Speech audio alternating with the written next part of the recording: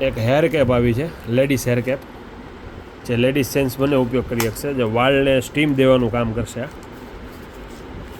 Steam આપવા માટેનું જે ગરમ થશે આ, અને એમાં એનું સ્વિચ વોલ્યુમ આવશે, ધીમું ફાસ્ટ કરી શકશો. ખૂબ જ ફાયદામાં છે અત્યારે.